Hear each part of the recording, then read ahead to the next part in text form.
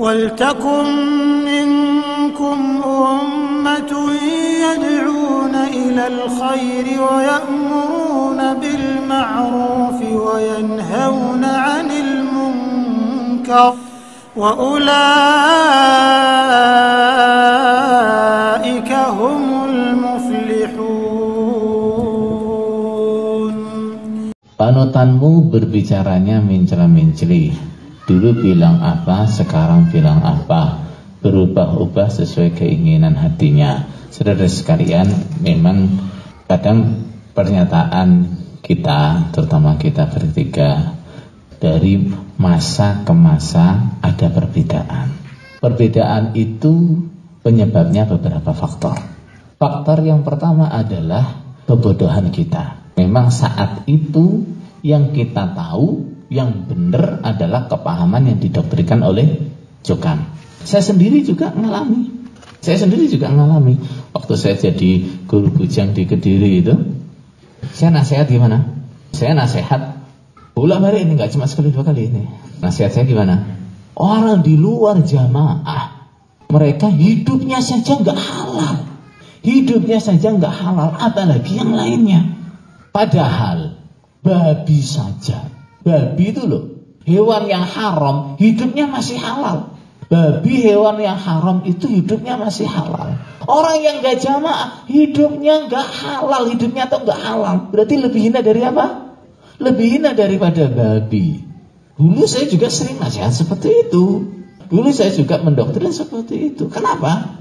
Karena ilmu yang saya dapat ya dari Jokam. Yang saya terima ya doktrin-doktrin dari Jokam. Itu yang pertama. Memang ketika kita belajarnya masih murni dengan Jokam, sangat mungkin ilmu kita ya sama dengan Jokam, omongan kita ya sama dengan Jokam, akidah kita ya sama dengan Jokam. Setelah itu kita berangkat ke Mekah, belajar di sana, ya mulai terbuka. Tapi sisa-sisa ta'assub, sisa-sisa taklid itu nggak serta-merta hilang. Walaupun kita sudah menjumpai banyak kekeliruan dalam Jokam, kita masih tetap berusaha. Tetap berusaha apa? Buat cari-cari pembenaran bahwa Jokam ini yang benar. Itu memang proses. Orang sudah bertahun-tahun di situ, berada dalam kelompok yang dibangga-banggakan, kemudian mulai tahu nggak benar, mulai tahu bertentangan dengan para ulama. Ya pasti kita kan nggak secara naluri kita masih berusaha untuk mencari-cari pembenaran buat Jokam. Fase berikutnya setelah kita yakin bahwa Jokam itu memang salah, kita sudah nggak mampu lagi cari-cari pembenaran, sudah nggak mampu. Juga gimana? Kita juga masih terbatasi oleh keadaan. Kita ingin istilahnya mengingatkan Jokam, membenahi akidahnya Jokam secara pelan-pelan. Sehingga dalam proses seperti ini ya kita masukkan pemahaman sedikit-sedikit, kemudian berusaha menghindari terjadinya konflik.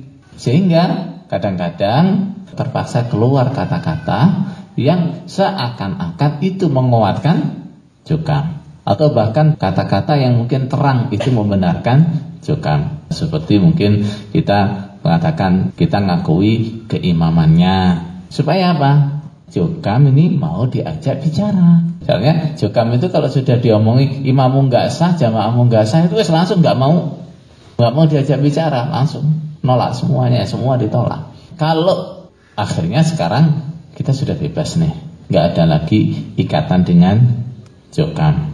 Kita sudah bebas berbicara sesuai dengan Quran, hadis. Berbicara sesuai dengan dalil, berbicara sesuai dengan pemahamannya para ulama.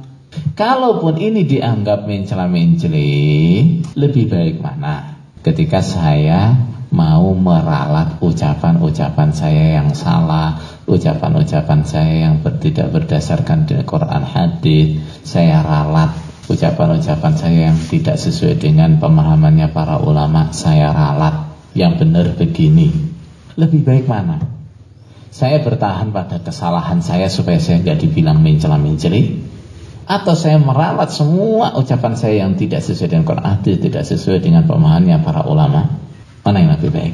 Meralat tentunya. Termasuk kitab-kitab yang mungkin kita tulis untuk menguatkan jamaahnya Jokam. Itu juga kitab yang kita bikin kapan itu?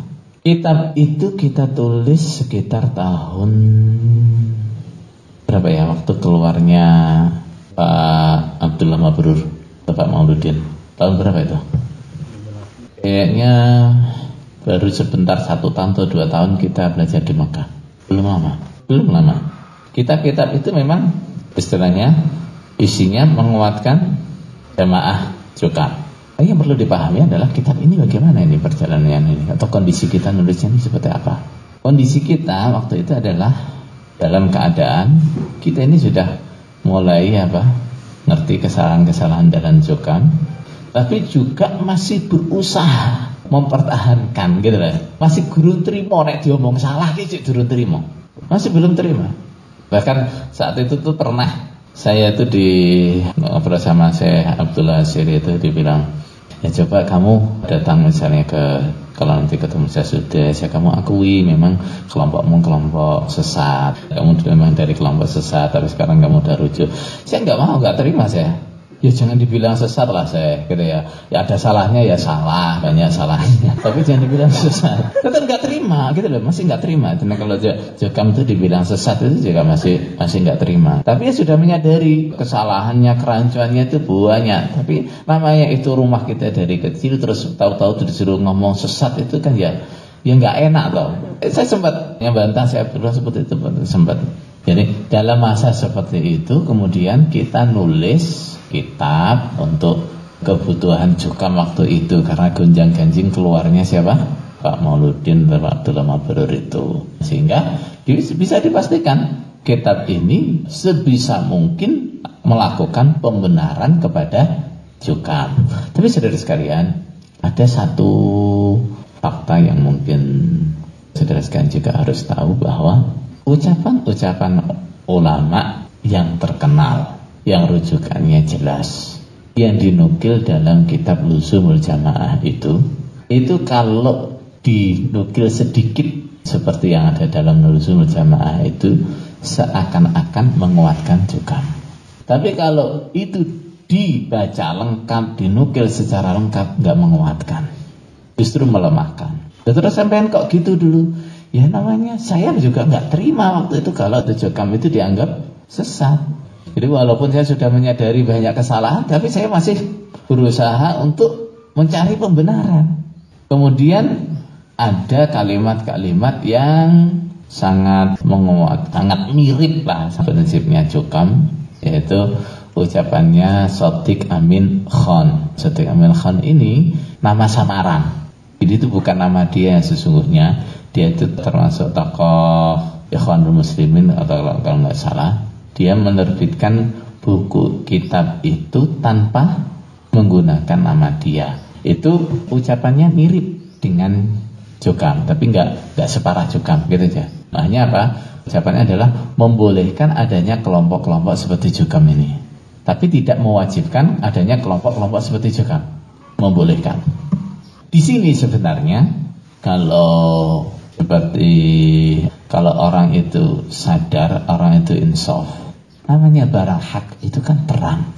Apalagi masalah yang dianggap ini sebagai syarat sahnya Islam seseorang. Seharusnya masalah-masalah seperti itu rujukannya banyak, mudah dicari rujukannya. Tapi kenyataannya kita mencari rujukan bisa bisa dipelintir saja kita sulit. Apalagi mencari rujukan yang betul-betul persis seperti yang dipahami oleh Jokam. Jadi bila kami waktu itu menulis kitab semacam ini, itu karena apa? Kondisi kita waktu itu adalah kita itu ya sudah mulai paham bahwa Jokam itu keliru, tapi kita masih berusaha, ini namanya ini tempat kita dari kecil masih berusaha apa? Nyari pembenaran. Namanya kita itu juga kalau sudah lama dalam satu kelompok terus serta-merta dikatakan kelompoknya salah, itu ya berat nerimanya. Ya? Itu kalau dianggap itu adalah perbuatan yang mencela-mencela. Kemudian sampai di Indonesia kita juga enggak, setelah tahu betul ini salah, yang enggak serta-merta bebas ngomong toh. Kita dakwah di kandang macan istilahnya, dakwah di dalam kekuasaan seseorang, ya kita banyak berstrategi. Termasuk diantaranya ya kita nggak berdaya, harus menyampaikan kitab yang dulu kita susun. Tapi ya terasa sekali tidak nyaman menyampaikan kitab itu, nggak nyaman. Karena sudah tahu bahwa ini nggak benar.